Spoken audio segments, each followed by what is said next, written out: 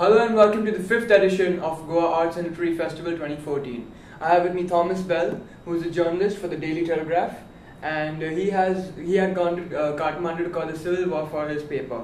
And how's the experience there? I had a wonderful experience. I mean, it was a very important experience for me personally. We were talking quite a while back now. It's about 12 years ago that I went and did that when the conflict was still on in Nepal, and I worked as a journalist in Nepal and elsewhere for a decade or more. It's actually a couple of years since I did any journalism. I've more or less quit that line of work these days. No, but in this, you've come to become a writer, and you've released a book a few months back. Yeah. Now, how do you get into writing and journalism itself? I just chose to do it, I suppose. I didn't study it at university, but when I was finished at university, I looked at the world and chose a place where I thought I could go and do some journalism. And in those days, there were interesting things happening in Nepal, and I picked it. So it was a bit of a pin in the map kind of an exercise, right. I suppose you could say. So it was a spontaneous decision? More or less, yeah.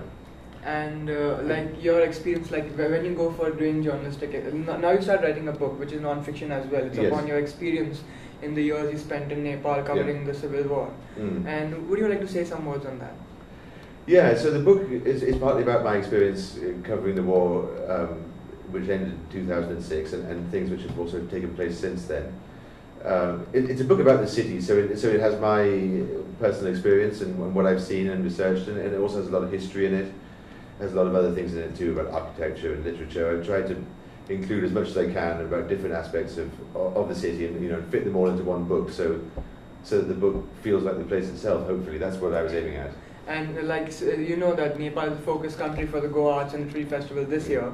So there's some experiences that you like to share, something you take back from the years you spend there, maybe a tradition or the architecture that you really appreciate, which you'd like to see work in different parts in your life right now?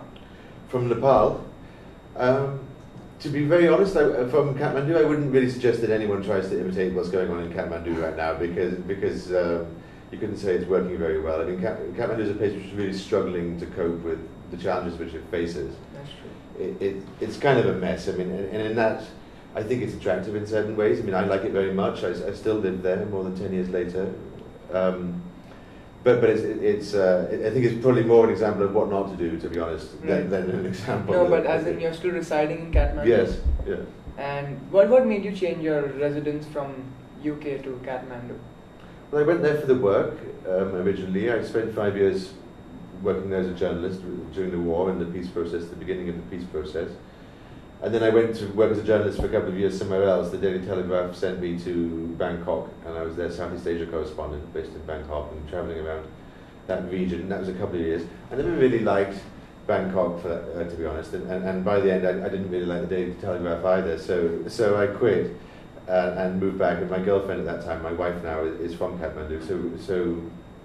So we lived there together. So you got a lot of experience in the Oriental, the Asian parts of the world?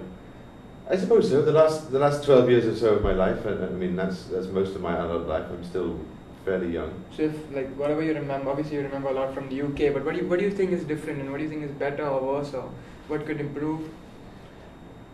I think what strikes me, the striking contrast between the UK and this part of the world is that British people are very confident that they know everything, that they understand everything, that their way of looking at things is basically correct. And they just can't see that there's another way, and that people actually, I believe, in other parts of the world are much better able to understand British people than the British people can understand them. So they think that they're kind of sitting there at the centre of the world, but actually they're not. They really no longer are. They're being pushed to the side, and they have this kind of complacence, which is kind of interesting and also a little bit dispiriting to observe. So far, your experience in the Goa Arts and Literary Festival? It's been great. I haven't really been to a literary festival before, so it's a new thing for me. I've really enjoyed it. I've attended lots of fascinating sessions, and it's really been a nice few days. And I guess the discussions are quite engaging. Very engaging. Yeah, I've learnt a lot. I've listened to some fascinating discussions. I've bought a heap of books, which is going to keep me busy for quite a while.